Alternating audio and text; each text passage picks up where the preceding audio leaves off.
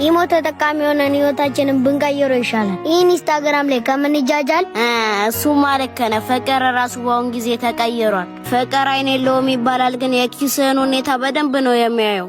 አዎ እሱማ በእግር ሸኝታ ነው እንጂ በመኪና ሸኝታ ቤተሰቦች ይቆጡኛል የምትል ሴት የለችም። አዎ ስለዚህ ከአሁን በኋላ ችግር የለውም ማለት ማቆም አለብን።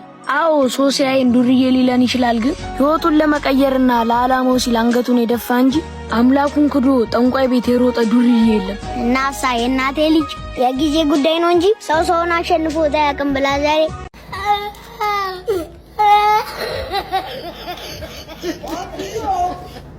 ዛሬ ላይ ለቅሶ ላይ የምታያቸው ድሩ ከሚቀጣም ብሎ የመጡ ናቸው። አትሹ ወዳጄ። ሄሎማ ሰዎች ግን ለምን ለእናታቸው የሚሆን 5 ደቂቃ ያጣሉ? በስራ ተወጣርኩ ይላሉ፣ ነገ ደውላለሁ እያሉ ቀጠሮ ይሰጧታል።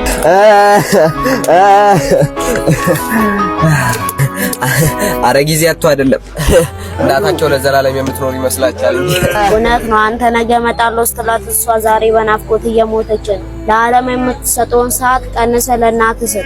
ዛሬ ላይ በህይወት እያለች አቤት ማጥላት ናት። ነገ ላይ አፈር ውስጥ ከገባች በኋላ አማማ ብለህ ብትጮህ ድምፅህ የገደል ማሚቱ ከመሆን ባለፈ አይመልሳትም። ስታጣ እኮ ነው የሚገባ። ዛሬ ለቅሶ ላይ መጥቶ የሚጮሁትን እያየ እንዳትታለን። እውነቱን ልንገርህ፣ ዛሬ ላይ ለቅሶ ላይ የምታያቸው በሙሉ ድሩ ከሚቀጣም ብሎ የመጡ ናቸው። አትሹ ወዳጄ።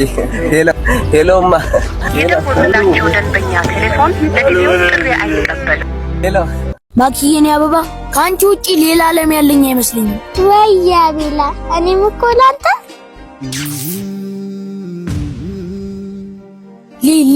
ሊዱ የኔም ቤት እንደምታስቢው አይደለም። አመሰግናለሁ። ወንድ ልጅ 100% ማመን እንደሌለብኝ በተግባር ካንተ ተምሬያለሁ። ለዚህ ትምህርት ትልቅ ውለታ አለብኝ። አትሰኝ ትዋ። አንዳንዴ ሰዎች በህይወታችን የሚመጡት ሊወዱን ሳይሆን ያለነሱ መኖር እንደምንችልና ጠንካራ እንድንሆን ሊያስተምሩን ነው።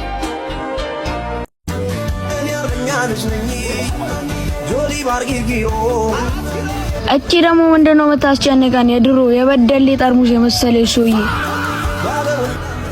ምንድነው እንዲህ ያልሽ የምታስጨንቂኝ? አረ ግራጄ ወደ መብለኝ ጥሩ ወገሻ ቤት ካወቃችሁ ደውሉልኝ ማለቴ ነው። ታዲያ እንደዛ አትልም እንዴ? ምንድነው የምታስጨንቀን አቡ?